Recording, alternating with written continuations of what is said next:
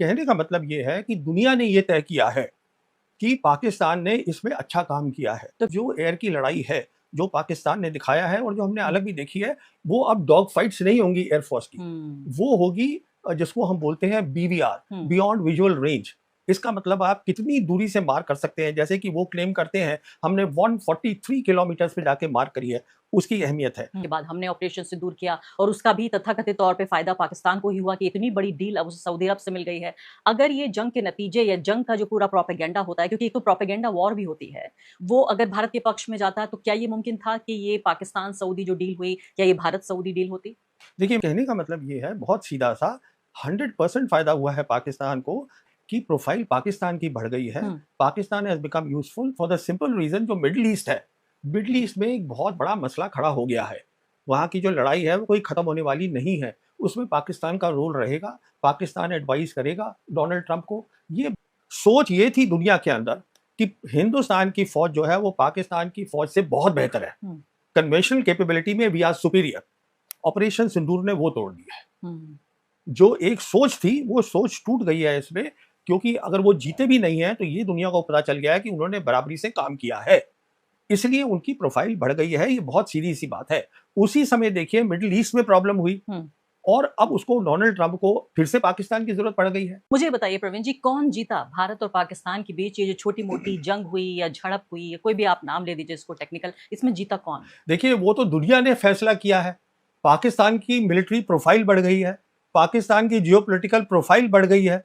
उसी के अगर ये ऑपरेशन सिंदूर नहीं होता, तो पाकिस्तान और सऊदी अरेबिया का डिफेंस एग्रीमेंट नहीं होता और ये नहीं होता तो वो डोनाल्ड ट्रंप जो फील्ड मार्शल आसिम मुनीर हैं, उनको लंच के लिए नहीं बुलाते।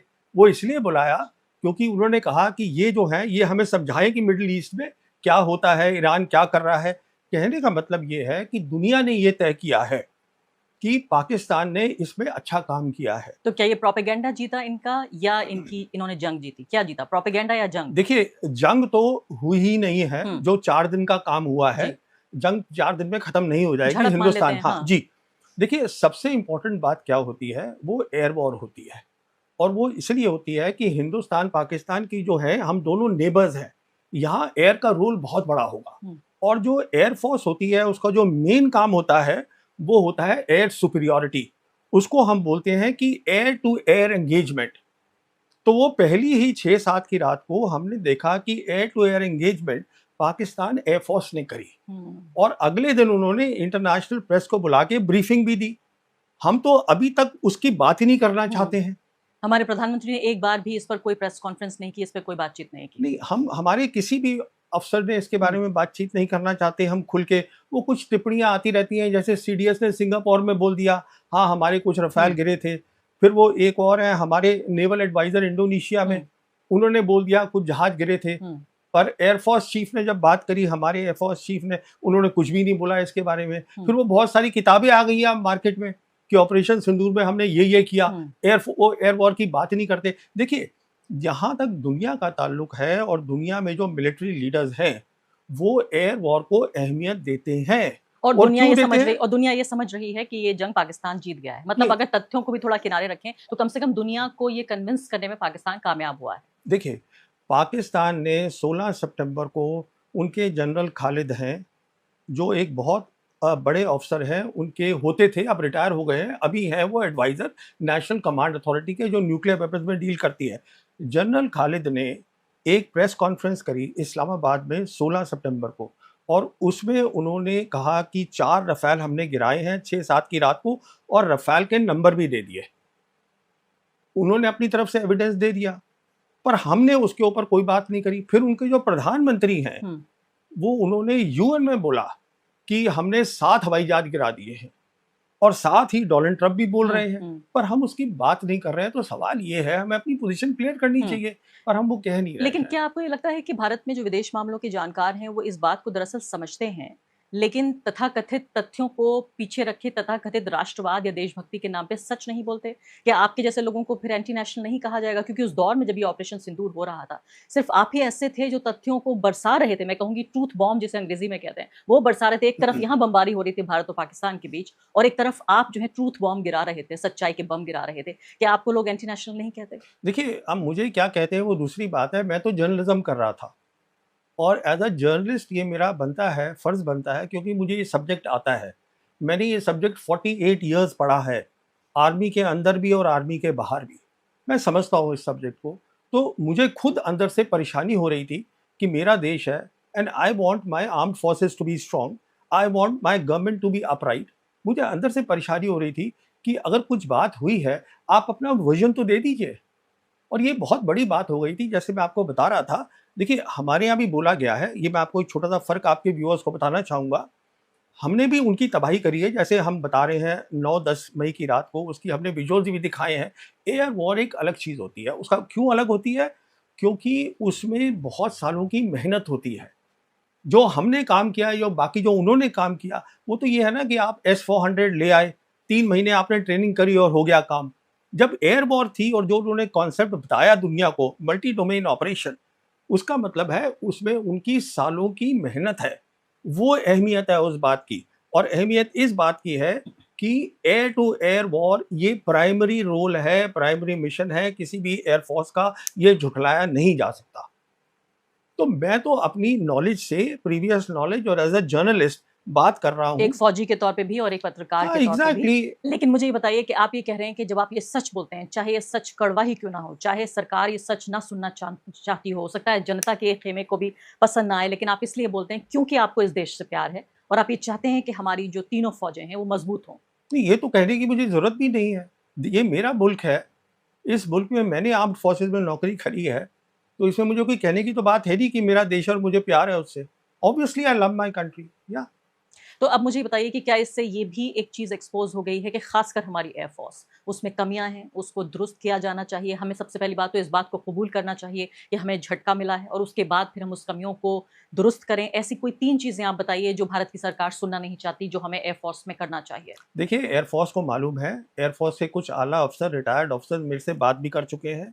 ठीक है, जब बालाकोट हुआ था 2019 में, तो एक बड़ी कमज़ोरी जो देखी गई थी इंडियन एयर फोर्स की, उसको हम बोलते हैं इलेक्ट्रॉनिक वॉरफेयर, जिसमें जैमिंग कर देते हैं कम्युनिकेशंस की, दूसरे एनिमी के।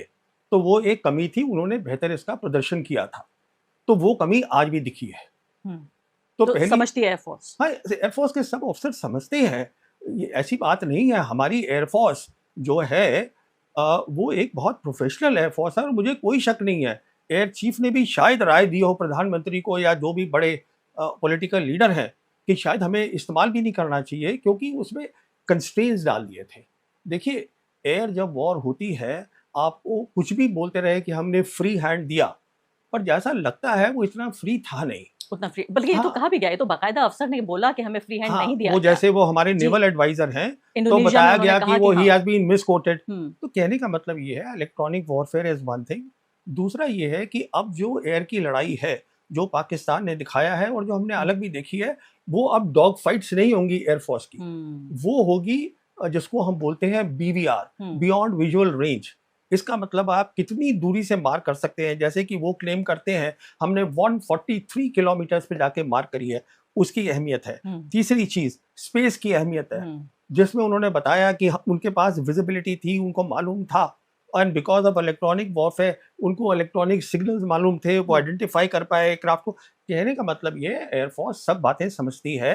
We are a professional air force, इसमें कोई शक नहीं है, बट उसको शायद लिमिटेशंस में काम करना तो पड़ा है। पहलगाम हमला पाकिस्तान के ज़रिए करके हमें कमज़ोर करने की कोशिश की, हमारे नागरिकों की जान ली, उसके बाद हमने ऑपरेशन सिंदूर किया और उसका भी तथाकथित तौर पे फ़ायदा पाकिस्तान को ही हुआ कि इतनी बड़ी डील अब उसे सऊदी अरब से मिल गई है। अगर ये जंग के नतीजे या जंग का जो पूरा प्रोपेगेंडा होता है, क्योंकि एक तो प्रोपेगेंडा वॉर भी होती है, वो अगर भारत के पक्ष में जाता, तो क्या ये मुमकिन था कि ये पाकिस्तान-सऊदी जो डील हुई, क्या ये भारत-सऊदी डील होती? देखिए, मैं इससे पहले आपको एक बात बताना चाहता हूँ। जब ये बातचीत हो रही थी और पहलगाम हो गया था कि इंडिया करेगा कुछ कि नहीं करेगा, मैंने एक वीडियो किया था।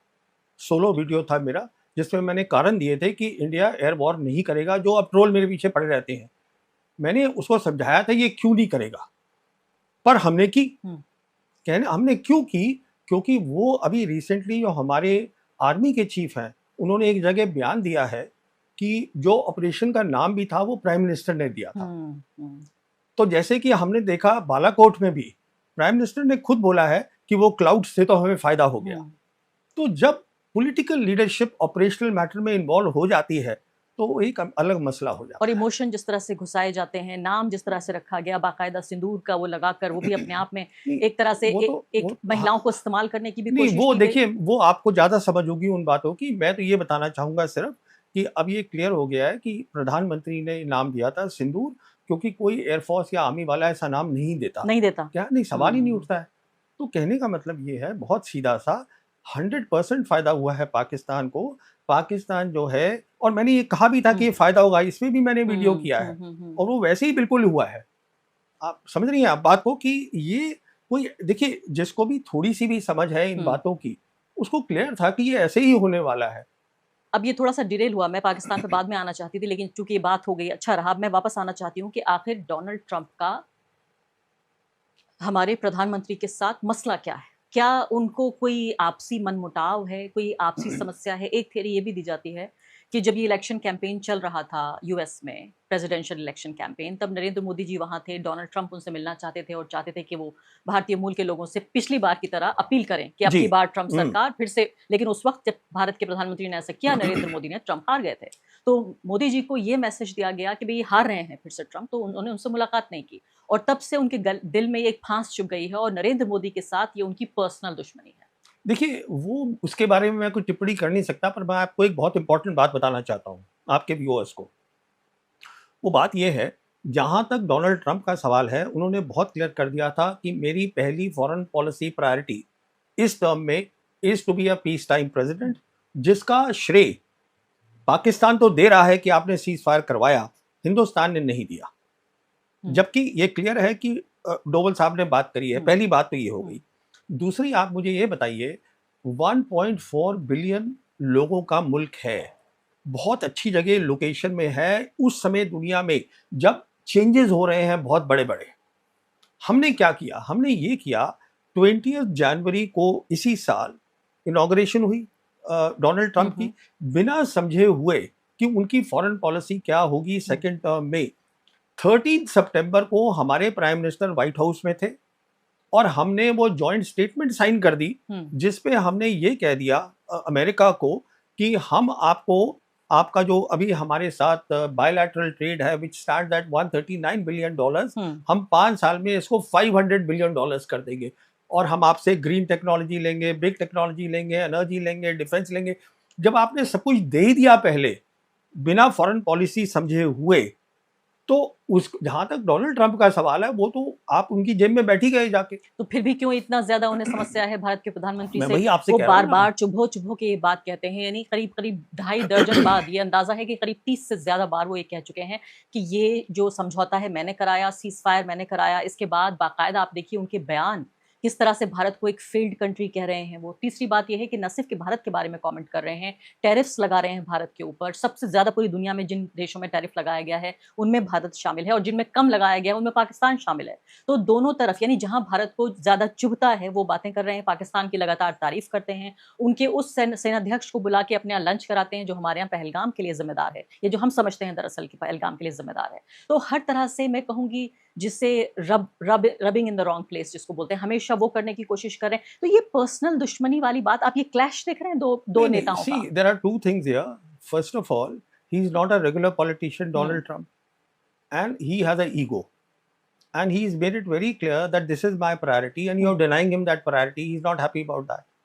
Then, as far as you are concerned, he actually has nothing to gain from you, because whatever there was, you already told him that please take it. तो फिर अब क्या मसला है? तो अभी मसला बहुत साफ है कि प्रोफाइल पाकिस्तान की बढ़ गई है। Pakistan has become useful for the simple reason, जो मिडिल ईस्ट है, मिडिल ईस्ट में एक बहुत बड़ा मसला खड़ा हो गया है।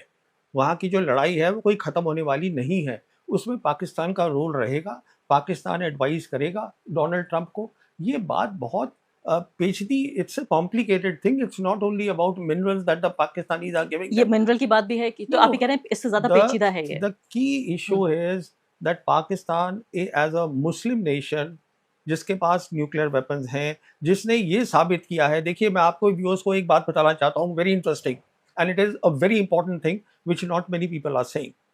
वो ये है, after the 1971 war that Mrs Gandhi fought and we created Bangladesh, सोच ये थी दुनिया के अंदर कि हिंदुस्तान की फौज जो है वो पाकिस्तान की फौज से बहुत बेहतर है, कन्वेंशनल कैपेबिलिटी में वी आर सुपीरियर।